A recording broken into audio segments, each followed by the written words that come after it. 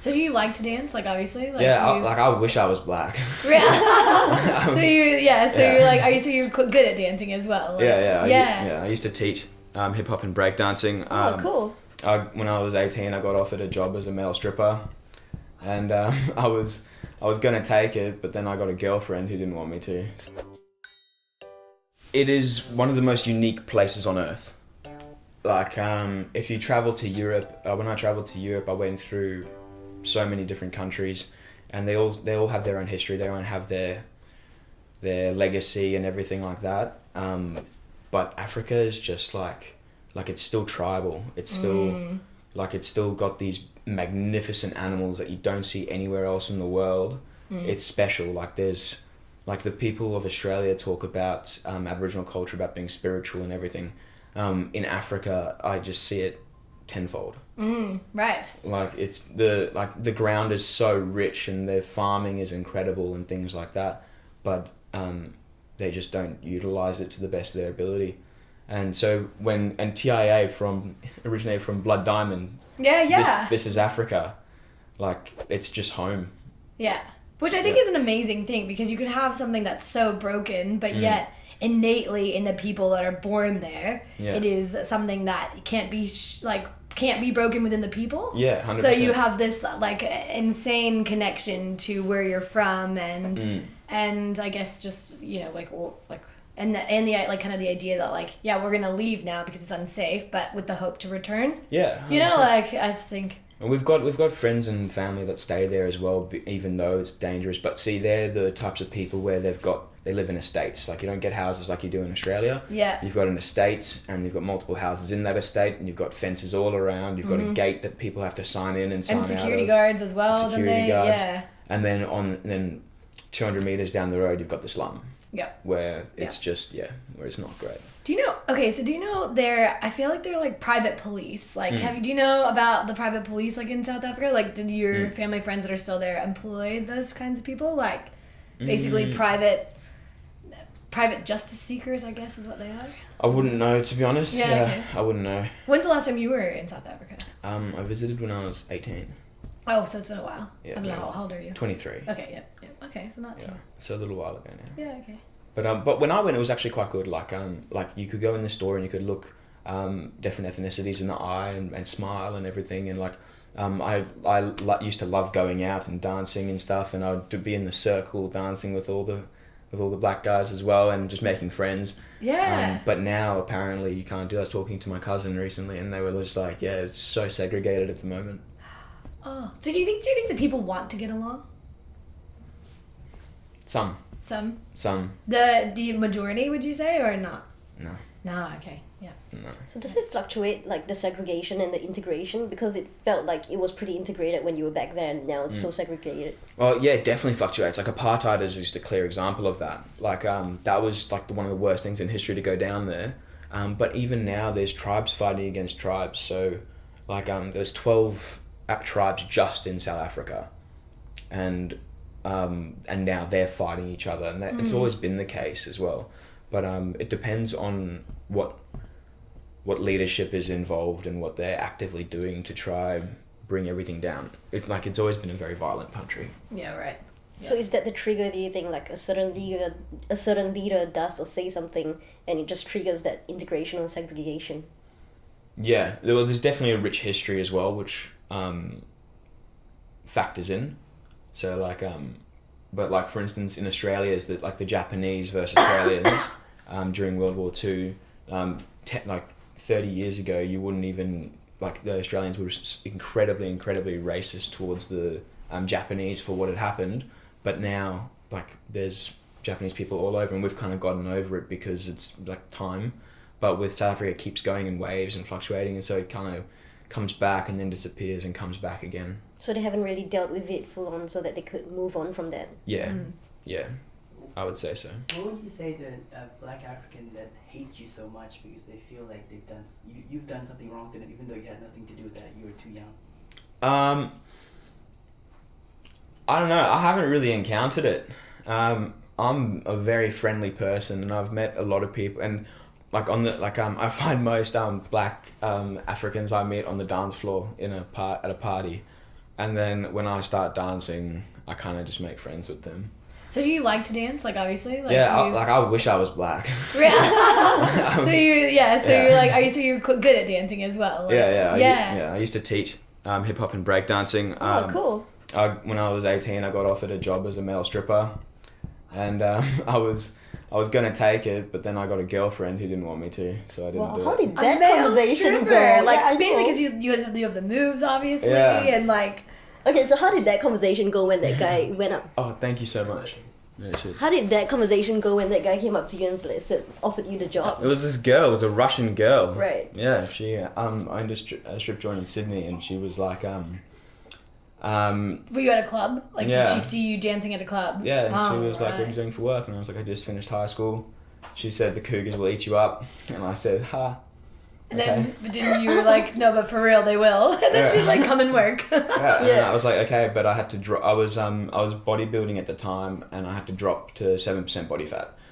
And like that was like their mandate. Like that was they their had requirement. Yeah. Oh my god. So I was at 9.5, and I had to drop to 7. And I was well on the way, and then I got a girlfriend, and she was like, "Nah," and so I was like, "Okay." Are you still with that girl? No. No.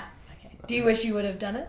Yeah. Really? Yeah, but now I'm actually glad I didn't, because I had the opportunity again, but yeah, I think my personality would lead down a bad road. Ah, okay. Yeah. Because like you would be more like involved. In what way? Yeah. I'd just be more involved into a scene, which I don't think is too healthy. Ah, okay. Oh, yeah, right. Okay, makes sense. Wow, interesting stuff. Yeah. We should go downstairs later, and then you can like bust some like dance moves, and then Peter will do some. I can't. I got to go for surgery in a month. No, so you can't really like. Oh, is that killing you? It's in so much pain. This is like the worst pain I've ever felt. Is it? What did you do? Like rupture a disc or something? Yeah. Did you? Yeah. Ruptured disc in my L5. So I had a cortisone injection 4 days ago, which is just kicking in now, thank goodness. Oh my gosh. So it's not so painful right now. So it's not so painful right now, plus the endo helps. So he's like, I'm not normally this chill, but I am today. Like, you wonder why. Yeah. In medicine. You're like, ah. No, I'm a very hyperactive individual. I've got a lot going on in my mind, and I talk a lot. And one of the things I'm learning to do is to calm down and not talk so much. So. You're doing pretty well. Yeah, I don't think I haven't got that like that you're hyperactive vibe. So yeah. Maybe it's also the back. Yeah, maybe you've got like an Achilles heel at the moment. Like, if I move too fast. It's the Valium. Yeah. And you also got into acting. Yes. So how did that happen? So I love this. I've always been one for theatre and being the centre of attention. Like I always have. And that's just comes with being a South African redhead, I guess. Like, you were the center of attention, and I like making a fool of myself. When I get embarrassed, it's like, I feel like it's the best feeling. Like, it's your hair on your arms stand up, and you're just like... So you're like addicted to that feeling. Yeah, it's like an adrenaline rush. Yeah, it's just like, but I'm super clumsy and super awkward. Like, my ex would introduce me to her friends, and I didn't have a lot of money at the time, so I would steal little, those plastic knives and forks and everything. Like cutlery. Cutlery. I'd steal cutlery from restaurants and stuff. Oh, yeah. And I had like 100 in my pocket, and then she introduced me to her mom, and then I was like, "Hello, lovely to meet you," and I put my hand out, and like hundreds of spoons fell out. And I was just like, "Oh my god!" And she's just like, "What is wrong?" How did you recover from that? Yeah, like, and also, what did the mom say? Like, so many questions. I don't remember. I think I just said, "Oh, where did that come from?" But good. Like, let's just like breeze past that. I was like, somebody's throwing stuff. Weird. Like. Yeah. But like the other one was like I was super awkwardly. I got invited out by one of my friends I was working with, and she said, "I'm gonna go scuba diving."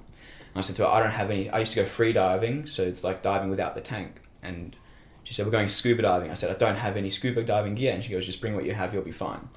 So I said, "Okay." That's not like something that you can just be like, "Oh, just bring what you have." It's not like camping. I brought a blanket. Well, I did. I brought what I had. I brought the booty socks. I brought the long-bladed fins, the weight belt, the knife strapped to my leg. I got the hood, the full wetsuit, the gloves, just in Like, case. you had all of that, or Yeah, you went out well, and got free it? diving, like when you go swimming and you go so you just hunting just for have monsters. the tank. You just don't have the Just tank. don't have the tank. Yeah, okay. Anyway, so I get there early and I'm sitting on the beach waiting and I'm all geared up. I've got my goggles on and I'm sitting there waiting patiently and I hear all this laughter and stuff and I look up and there she is walking down with all her girlfriends. They're all in bikinis and they were going snorkeling. Oh, not scuba diving. Not snorkeling. And I'm sitting there and I'm going like and I'm looking at fully them like... suited?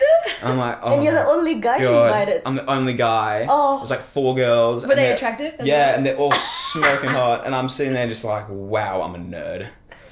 Did you Like, like you're an just- alternative change of, outfits? No, I just went with it. Oh You're my like, gosh. oh, well, I'll go ski. Like, you'd just be like a really, like, aggressive snorkeler. Like, just really keen. Yeah, Like, I just love snorkeling, guys. yeah, guys, I just like, What's the problem? I just love snorkeling. I brought my knife. Yeah. Like, Take the knife out for the snorkeling. Well, Sorry, that was funny. safety's no joke. Though. oh, yeah. Snorkeling's Like, a dangerous business. You gotta cut off the corals. yeah. Like, or if something like Getting gets away. you, Mm. like, yeah. Yeah. Little You step. gotta cut it. You At gotta least cut a that- fish. At least Like, that was my excuse. But yeah. Okay. yeah, I like So these that's how- awkward stories. They're like, do you Yeah. have any more good ones? Anything else you Yeah. want to share? Yeah. It's like we're not even talking about your acting anymore. It's Yeah, just I know. awkward stories. Yeah. No, Well, okay, so I've got a let's lot talk of about stories. acting. Like, Okay, when, yeah, shoot. when did you start and what did you start with? So I went to a musical production and I auditioned just as a cast member. And they told me they wanted to cast me as a lead. And was that in New Zealand or Australia? In Australia. Oh, in Australia, okay. In Australia. In 2013, and I just went for an audition and just as like a cast member. Yeah, as like an a extra. part of the chorus, kind Yeah, of? of course. Yeah. Yeah, yeah. And they said, oh, we want you to audition as a lead. Can And you sing? I used to, and then I hit puberty. Ah, right. So Yeah. this is when you were younger. Yeah, this is yeah. Anyway, so then that was a joke. So I wasn't actually young. I just can't sing. I was like, oh, okay. The timeline. Yeah, I was like, God, these numbers don't make sense. I can sing when I'm in the shower. Me too, Or yeah. when the music's on loud enough that I can't hear myself. Yeah. But other than that, no, not really. But yeah, so I cast as the main as the Pirate King in Pirates of Penzance, by Gilbert and Sullivan's, and that was an absolute highlight. And Was that your peak? Yeah, Yeah. that was awesome. That's amazing. And then after that, I kind of went to uni and studied physiotherapy. I went to be a personal trainer, and that's when I got offered the job to be a male stripper. And then I got stuck in a sales role, and I became it's like a wheel, just churning through sales, working 6 days a week. What? Selling what? Cars. Oh, that is a wheel, isn't it? Like, Yeah. Sorry. That's a, No pun intended. puns. Yeah. No, it was But great yeah, fun. like, it's a cog, right? Yeah, like, it is. kept going on and on and on, and it was 6 days a week, and it took me away from my family and my friends. Couldn't you get it? But were you addicted to the paychecks? Yeah. Yeah. I have a friend in Texas that's the same. He's got a family, though. He's got, like, 2 kids and wife, and, like, he's addicted to the cars. Like, to the Yeah. paychecks. Like, Yeah. it's golden handcuffs. Yeah, exactly right. Yeah. So I started spending a lot of money just on stuff, on very trivial stuff. Became very materialistic as an individual. Kind of left that creative side behind. And then what happened next? Did you miss it? Not anymore. No. Like, no, did you miss, like, once you left your creative side behind, did you, like, feel something pull you back in, or did you just... I just felt depressed. Like, I just felt like I was just, everything was kind of meaningless. I became in that bubble that you get on the northern beaches in Sydney, where it's just a continuous strain of just work and go out. Yeah, like, you live for the weekend, Yeah, and then yeah. like, your one day off, and Yeah, then... and your one day off I spent doing housework and things like that, and then I was back at work again. I was too tired to do anything. Yeah. And then I started to get involved in some like really bad stuff, and Like, bad material-wise, or, like, just bad stuff, like, Just- drugs, like yeah, lifestyle? just bad lifestyle, involved with the wrong people, Yeah. and it sent me down like a really bad spiral. And basically I met a girl and she brought me out of it, Oh, wow. Oh. and she like basically really inspired me to work hard, and she was absolutely amazing.